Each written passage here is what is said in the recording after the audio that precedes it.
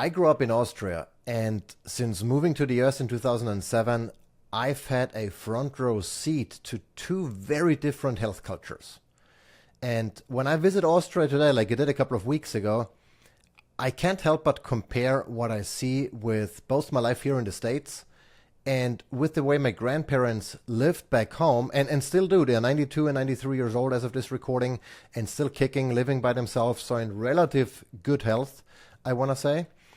And I can't help but think that generation had it good. And don't get me wrong, I mean, they grew up during the war, and so that was certainly not the good part of their lives, but still, they had decades of clean food, pure alpine water, and an environment that kept them active and outdoors. I mean, they were farmers, they walked to school miles and miles, and they spent a lot of time outdoors, exposed to nature, exposed to natural sunlight, no Wi-Fi, none of what we have today. And they only started getting exposed to ultra-processed foods, glyphosate, and that creeping influence of American-style food culture maybe 20 years ago, maybe 30 years ago, to a degree. But by then, most of their health trajectory was already set. So they have a very solid foundation based on decades and decades of relatively clean and healthy eating and living. But when I look at younger Austrians, kids and teenagers growing up in 2025, I see something very different. They're surrounded by sodas and packaged snacks and seed oils and a lifestyle that looks a lot more like America than the Austria I grew up in, and I was born in 1982, just for reference. And that worries me. And that's what today's episode is about, how Austria, or the European Union in general, because Austria is part of the EU, and a lot of what I talk about in this episode is really based on EU laws and regulations, like it or not. And in the US, and compare and contrast that when it comes to food and water and lifestyle and health, and what the trends mean for the next generation. Welcome to the Primal Shift podcast. And just to set the stage, let's talk about numbers a little bit. In Austria, and I just looked at that the other day, and I was shocked learning this because I did so not expect those numbers. In Austria, cardiovascular disease like heart attacks, stroke, and circulatory issues make up about 34 to 36% of all deaths. So more than 1 in 3 deaths is caused by cardiovascular disease. And I'm like, this seems high. And it is compared to the US, where that number is closer to 20%. So 1 in 5 Americans die of cardiovascular disease. And but just looking at this, I'm like, how can Austria have such a heart disease problem? But if you look at the absolute numbers, the US is obviously far worse. Nearly 942,000, so nearly 1 million cardiovascular deaths per year in the United States versus 32,000 in Austria. So in absolute numbers, it's a whole different ballgame, obviously. But just in percentage, based on, the number of deaths in each country respectively, Austria is leading. And I'm like, why is that if everything appears to be healthier? And we talk about, diet and some of those other things and how that influences those numbers and what I saw during my last trip to Austria. And the first argument one could make is that the life expectancy in Austria is higher. It's 82 years versus 77, I think, in the United States. So more people die of chronic diseases, later in life, and that can skew the numbers a little bit. There are also, other causes in the US like overdoses and gun violence and, liver disease and obesity complications that just make up a bigger slice of the pie. And that skews the numbers a little bit so that, more people, percentage-wise, die of cardiovascular disease in Austria versus in the US.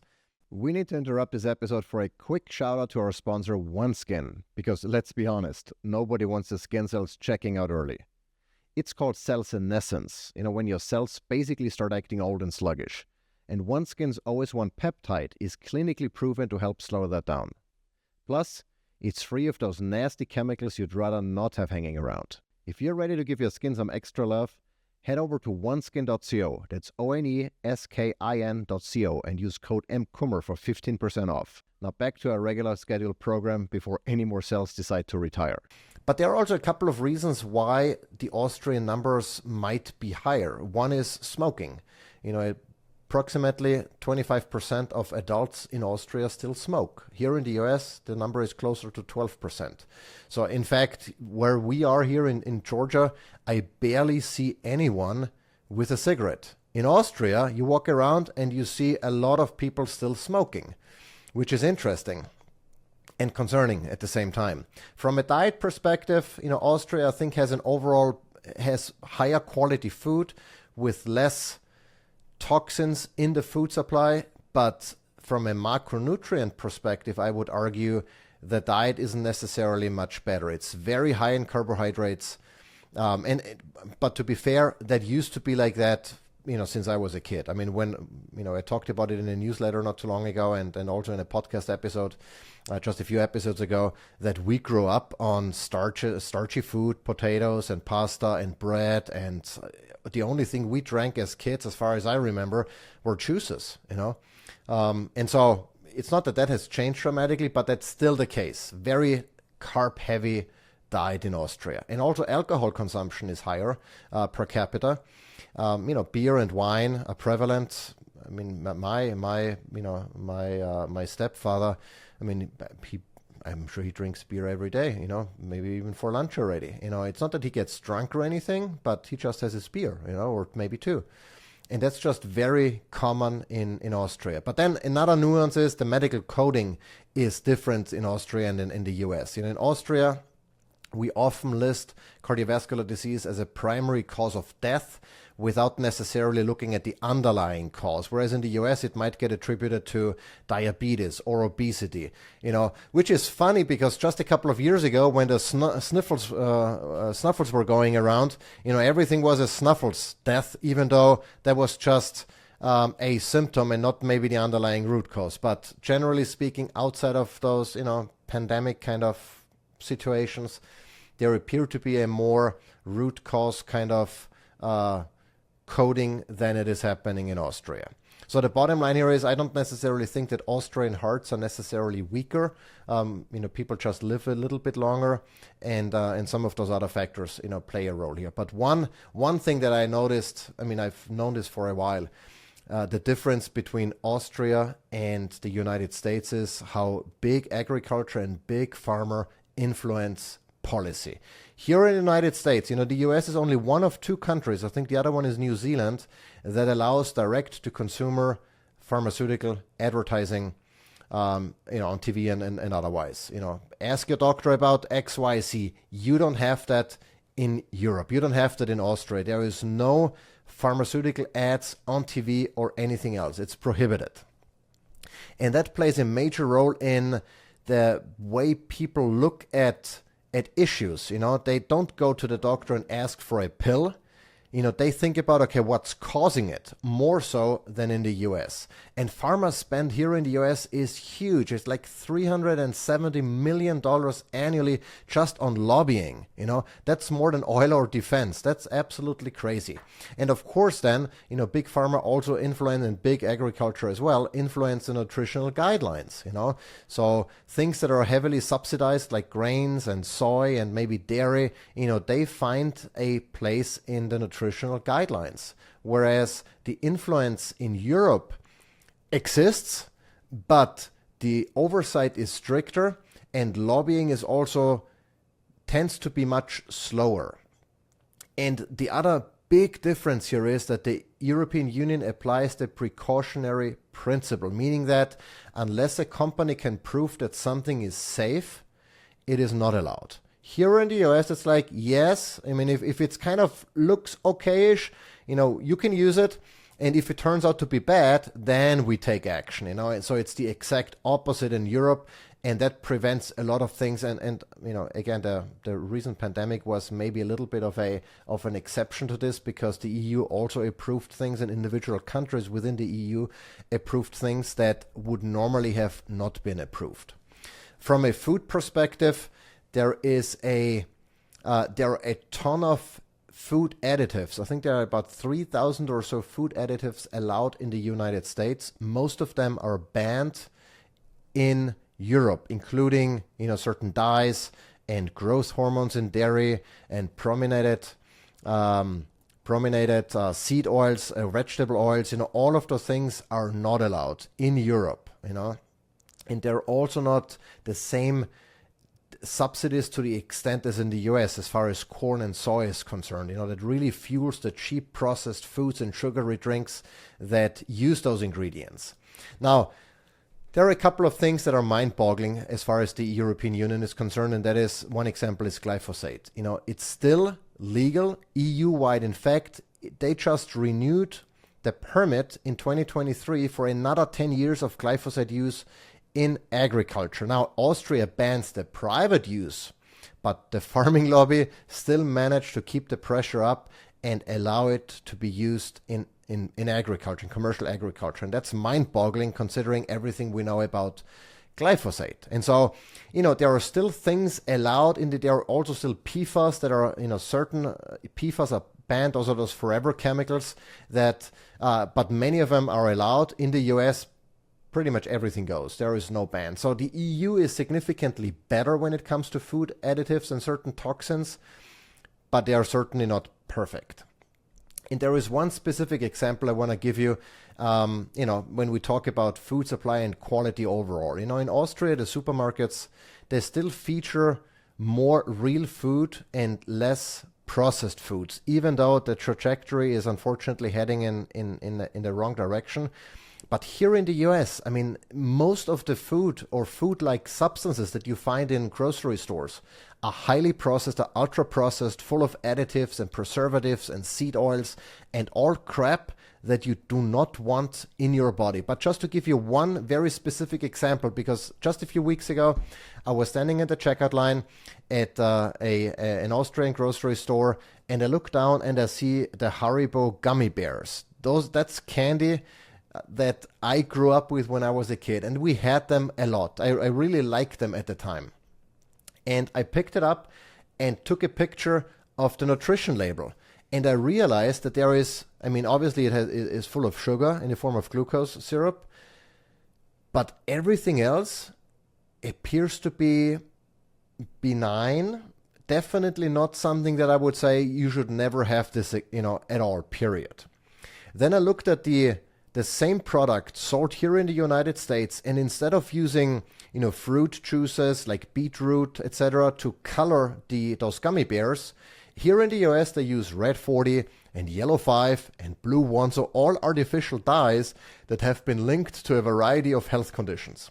So it's the same product, at least on the outside, but it's a very different product. And you might have seen, some of those posts on Instagram where they show, the oak, the Quaker oaks or whatever here in the US versus the ones in Europe. Different products, because there are fewer restrictions as far as crap ingredients are concerned here in the United States. And so from that perspective, even if you consume candy and certain, packaged foods, you're likely gonna get a healthier version, and as a healthier, not necessarily healthy, in Austria and in the European Union than over here in the United States. And so that's a huge differentiator.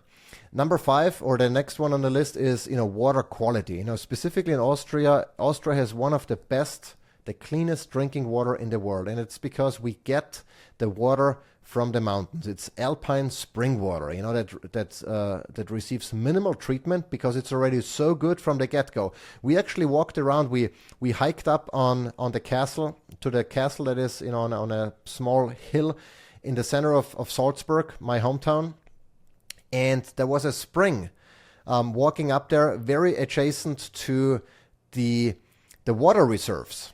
And we could just drink the water coming out of the rock. It's unbelievable. On a second occasion, we took a hike to an outdoor museum that showed farm buildings from, hundreds of years ago.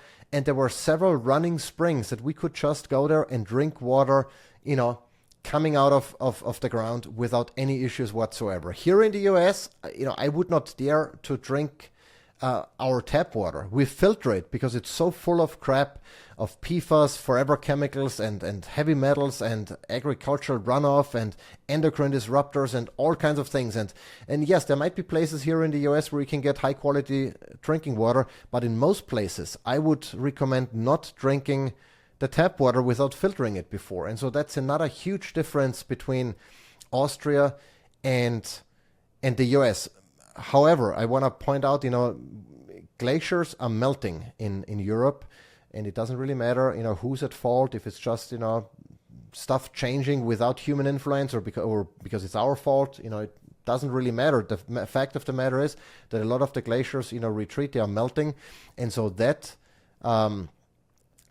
puts a risk on the drink water supply in Austria. And certain countries are even far, worse off. Like the Netherlands, for example, they can't get the drinking water from the ground because if they were to pull water from the ground, then the surrounding salt water would seep in and contaminate their drinking water. So they cannot do this. They have to get it from rivers like Rhine, and that water is not as clean anymore as it used to be either. There's a lot of PFAS and forever chemicals in circulation, in lakes, in streams, in rivers in Europe. And so they are still better off than we are here in the US, but I think that is changing as well. And over time, they are just maybe a few decades behind in certain areas, in other areas just a few years behind the US, but the trajectory doesn't look promising either.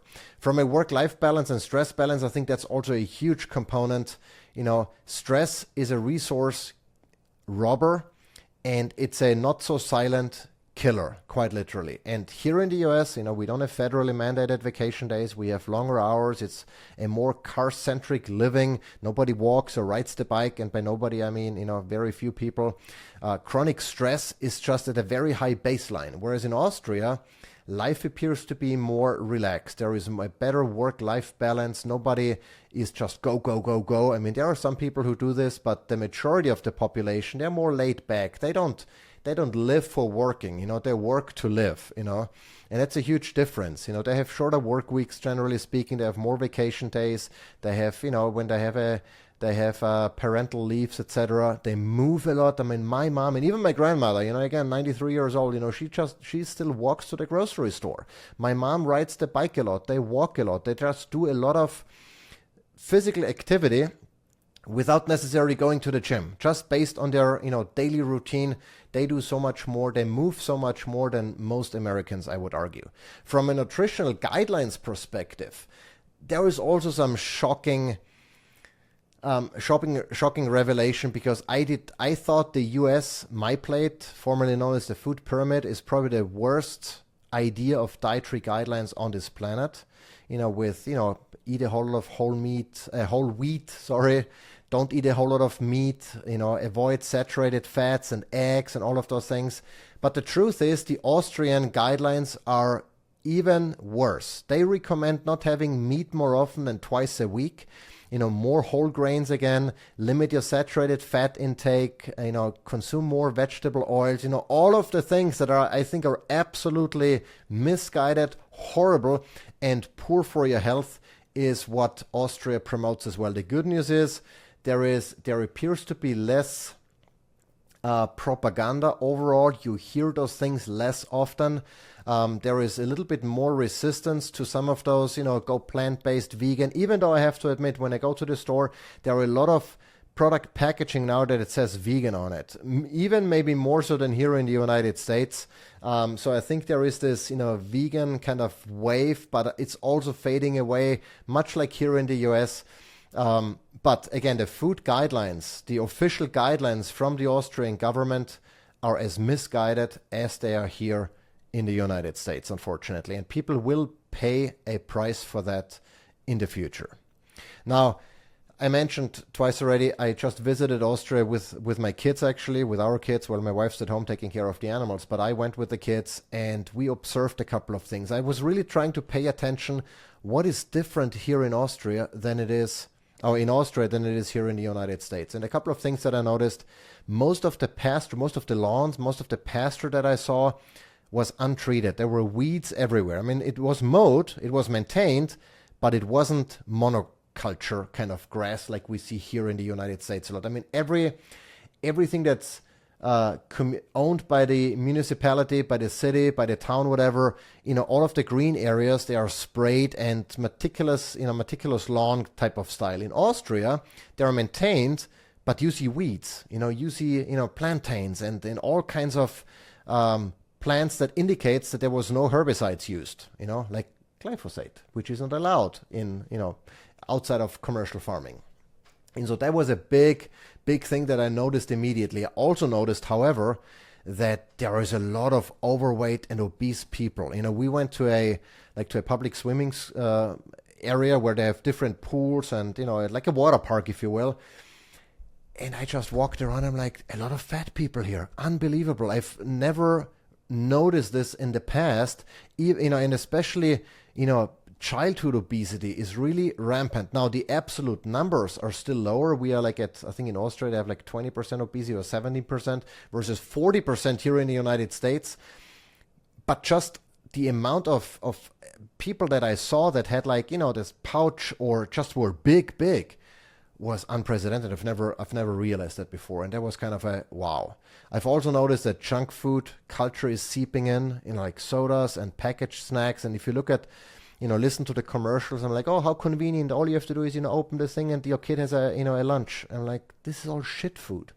And so the American way of convenience, of eating convenience foods is creeping in, and that is concerning. And I've already mentioned, the big push for vegetarian, vegan eating as a healthy choice is also seeping in, unfortunately.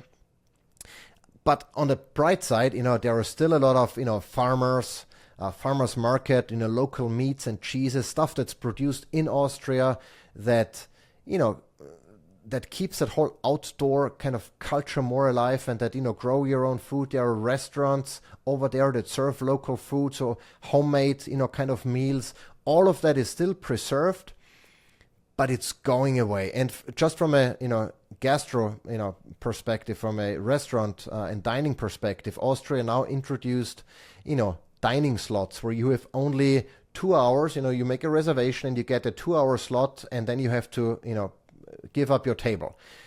Austrian dining culture, eating culture in general, means you sit there for hours and you talk and you have another coffee or another, beer or whatever, but you spend a lot of time around meals, and they want to curb that, similar to in the US, where you get the check even before you have taken your last bite. So the whole making it faster, more stressful is also seeping in, and I really don't like this. So I do see that Austria and Europe in general is sliding into American eating habits, and that is a problem. Now, what are the takeaways? Well, Austria still looks and is healthier in many degrees. The food is still cleaner, the water is better, there is more movement, but the trends are worrisome. And, if you look at the cardiovascular death statistics, it is concerning, even though there is obviously some nuance to those numbers, as we've discussed in the beginning. So it's not too concerning yet, but I think it's heading in that direction. Now, if you're in the United States here, you really have to actively fight against the big agriculture and big pharma by voting with your dollars. It matters who you pay to get your food. You can choose to go to a grocery store or go to your local farmer and buy it from them. And it matters. It makes a difference. So I would highly encourage you to pay attention to who you give your money to. Filter your water. Source whole, real food. Ignore the guidelines. They're misguided, unfortunately. And if you're in Europe, don't follow the US. Don't slide into American eating habits. Stick with traditional diets and movement patterns, and pay attention to the foods you buy, because they might not be the same that they were maybe a decade or 2 decades ago. But, here is what really stands out to me. My grandparents' generation in Austria is doing relatively well. I mean, they're 92, 93 years old now. They have their issues, but overall, considering their age, they're in relatively good health. But here is the thing. They enjoyed clean food, pure water, and decades of a healthy environment. They only started getting exposed to all of the crap that we have today, like seed oils, glyphosate, and ultra-processed junk food, 10, 20 years ago. But by then, their health span was already largely established. Of course, they might deteriorate now quicker, being exposed to all of that stuff that they should not be. But nonetheless, their foundation is relatively solid. But kids born today won't get the same buffer. A child born in 2025 will grow up surrounded by processed foods and industrial agriculture and a lifestyle that's more sedentary and more stressful from the school age on. It's already more stressful than it ever was in the past.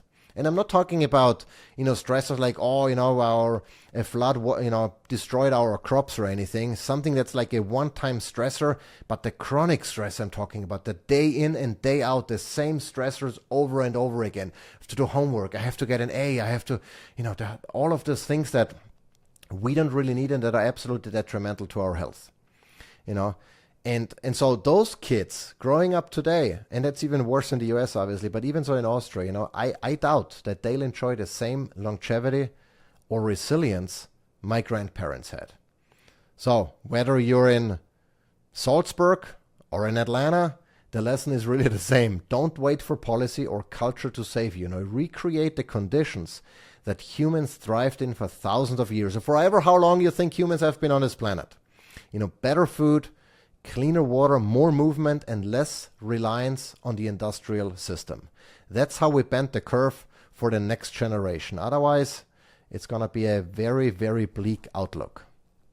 And if you like this episode, share with someone who could benefit from it, someone maybe who is traveling, who thinks that everything is better in Europe, or maybe someone who thinks everything is better here in the US. And let me know what you think. If you're watching this on a platform that supports comments, leave me a comment or send me an email. I'd like to hear from you. What do you think? What have your observations been? And what do you plan on doing to improve your health and longevity?